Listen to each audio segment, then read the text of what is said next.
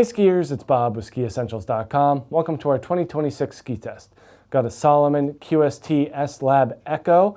This is a new graphic on the Echo 106 that we've seen for a year now, and it's really kind of the touring version of the older QST 106.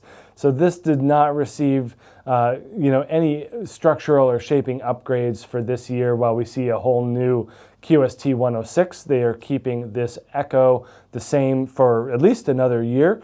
And I think that that's good news for skiers that really enjoyed that smooth, easy, floaty feeling from a ski that has touring capabilities. And we see upper end ski mountaineer and freeride skiers like Cody Townsend using this as kind of their everyday adventure ski, and that's about as ringing of an endorsement as you're going to get.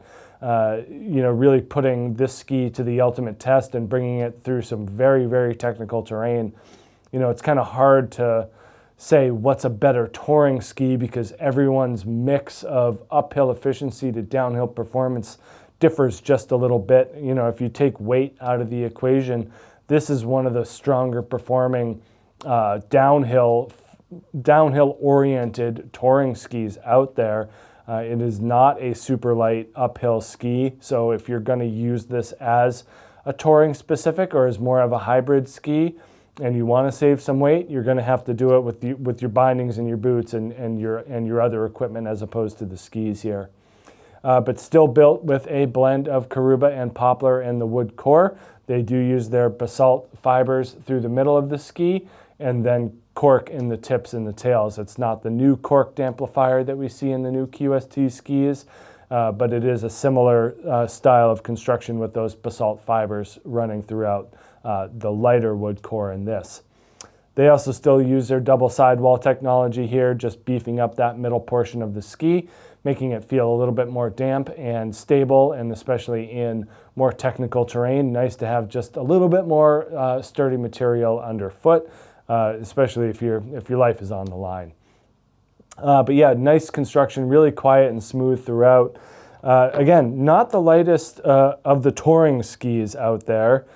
This is the 189, so we'll take that into consideration on the scale here. 2,040 grams.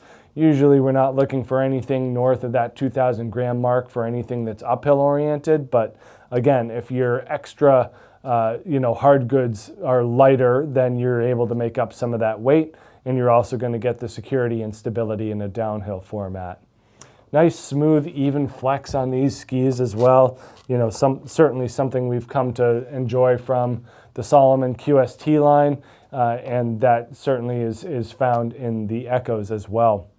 106 underfoot, it is on the wider side for kind of anything that's lower snow oriented, or deeper snow oriented, I should say. Kind of a nice middle width for varying conditions and terrain. Not too wide, not too narrow.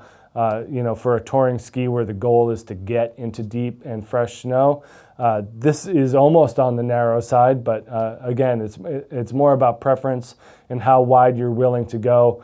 If you put this build in a wider bodied format, then you're upping the weight again.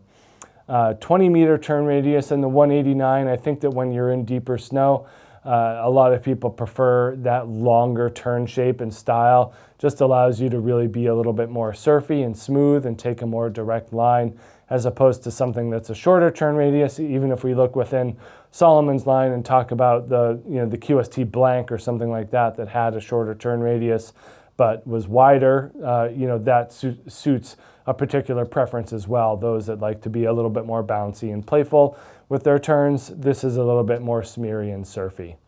But yeah, QST 106 rocker throughout. Nice, smooth, flat overall for the most part, and not too dramatic in the tips and tails. And then some nice early taper here. We've always noticed this from Salomon, nice spoony tip shape here. That widest part's brought back, and that allows for that front of the ski to stay up and out of the snow with ease. Same thing with the tail, nice surfy tails here. Just do a great job at staying afloat and allowing the skier to kind of dictate the shape and duration of the turn, especially if it's in deeper and more chunky snow. We get some feedback here from one of our testers, Noah Leibau. He says, when I hop on a ski and I don't feel the need to look at it and see where it's flexing and engaging, I know it's something that I'm comfortable on. This ski gave me that feeling. So yeah, I think we've always talked about the QSTs and how they're very intuitive, and that seems to be what Noah is talking about with this S-Lab QST Echo. So make sure you check this ski out here at SkiEssentials.com, and we will see you out there on the hill. Bye.